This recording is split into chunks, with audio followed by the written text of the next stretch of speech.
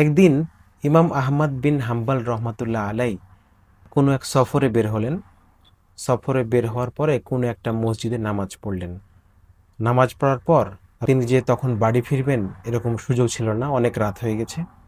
এজন্য সেখানে মসজিদেই ঘুমানোর চেষ্টা করলেন। কিন্তু মসজিদের সিকিউরিটি গার্ড, তিনি তো জানেন না যে তিনি ইমাম আহমদ। অপরিচিত লোক মনে করে তাকে বের করে দিল।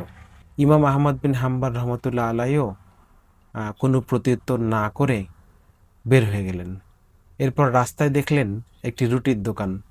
সেই রুটির দোকানে তিনি রুটির দোকানদারকে বললেন যে এখানে রাতটা কাটানো যাবে কিনা। রুটির দোকানদার বলল, ঠিক আছে, আপনি থাকতে পারেন। এরপর হঠাৎ করে খেয়াল করলেন রুটির দোকানদার রুটি বানাচ্ছে এবং মুখে বিড়বিড় করে কি যেন বলছে সব সময়। ইমাম আহমদ বিন হাম্বল রহমতুল্লাহ আলাই তার কৌতূহল হলো। তিনি জিজ্ঞেস করলেন, তুমি মুখে সবসময় কি বলছো? তিনি বললেন, আমি সবসময় আস্তাক ফিরুল্লাহ আস্তাক ফিরুল্লাহ আস্তাক ফিরুল্লাহ পড়ছি, এবং এইটি পড়ার ফলে এ পর্যন্ত আমি মনে যত ইচ্ছা পোষণ করেছি সবগুলোই আল্লাহ তাআলা পূরণ করেছেন, শুধুমাত্র একটি ইচ্ছা ছাড়া। ইমাম আহমদ বিন হাম্বল রহমতুল্লাহ আলাই কৌতূহল নিয়ে জিজ্ঞেস করলেন, সেই ইচ্ছাটা কি? তিনি বললেন, এখন পর্যন্ত শুধু ইমাম আহমদ বিন হাম্বল রহমতুল্লাহ আলাইকে দেখার যে আমার ইচ্ছা, সেই ইচ্ছাটা পূরণ হয়নি।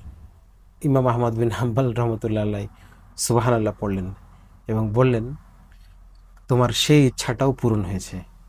আমি ইমাম আহমদ বিন হাম্বল।